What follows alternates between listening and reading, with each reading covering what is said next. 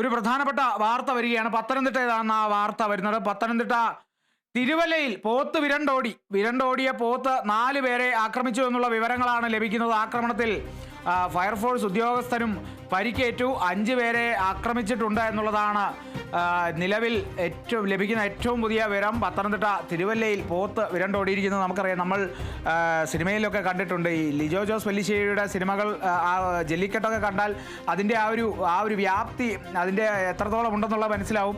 ഇത്തരത്തിലൊരു പോത്ത് വിരണ്ടോടി പിടിച്ചു കെട്ടാനുള്ള ശ്രമങ്ങളൊക്കെ നടന്നുകൊണ്ടിരിക്കുകയാണ്. പോത്തിനെ എപ്പോൾ പിടിച്ചു കെട്ടുമെന്നുള്ളത് അറിയില്ല. പക്ഷേ പോത്ത് ആകെ വിനാശം തീർക്കുകയാണ് ആ പ്രദേശത്തൊക്കെ എന്നുള്ളതാണ് അറിയുന്നത്. ഫയർഫോഴ്സ് ഉദ്യോഗസ്ഥർക്ക് വരെ പരിക്കേറ്റിരിക്കുന്നു. എന്താ വെച്ചാൽ ഫയർഫോഴ്സ് ഉദ്യോഗസ്ഥർക്ക് പോലും പിടിച്ചു കെട്ടാൻ പറ്റുന്നില്ല.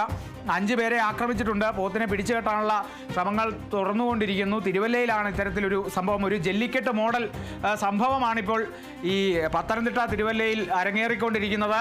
പോത്ത് വിരണ്ടോടുകയാണ്. എങ്ങെങ്ങുമില്ലാതെ പോത്ത് ഓടുകയാണ്. എന്തിനു വേണ്ടിയുള്ള ഓട്ടമാണോ, ജീവന് വേണ്ടിയുള്ള ഓട്ടമാകാനാണ് സാധ്യത. നമുക്കറിയാം പോത്തിനെയൊക്കെ സാധാരണ നിലയിൽ എന്തിനാണ് ഉപയോഗിക്കുന്നതെന്ന്. അപ്പോൾ ഇത്തരത്തിൽ ഈ പോത്ത് വിരണ്ടോടി ഇപ്പോൾ ആകെ പ്രശ്നമായിരിക്കുന്നു. 5 പേരെയാണ് ആക്രമിച്ചിട്ടുള്ളത്. ഏറെ ഗുരുതരമായൊരു വിഷയമാണ്. നമ്മൾ ആദ്യഘട്ടത്തിൽ ഇതിൽ ഒറ്റയടിക്ക് കാണുമ്പോൾ ഈ വാർത്തയിൽ ഒരു കൗതുകം തോന്നുമെങ്കിലും പക്ഷേ കുറച്ച് വിഷയം ഗുരുതരമാണ്. ഈ സംഭവം അല്പം ഗുരുതരമാണ്. പോത്തിനെ പിടിച്ചു കെട്ടാനായിട്ടുള്ള ശ്രമങ്ങൾ തുടരുകയാണ്. കുറച്ചധികം പ്രയത്നിക്കേണ്ടിയിരിക്കുന്നു എന്നുള്ളതാണ് ലഭിക്കുന്ന വിവരം. തിരുവല്ലയിലാണ് ഇങ്ങനെ പോത്ത് വിരണ്ടോടി 4 പേരെ ആക്രമിച്ചു.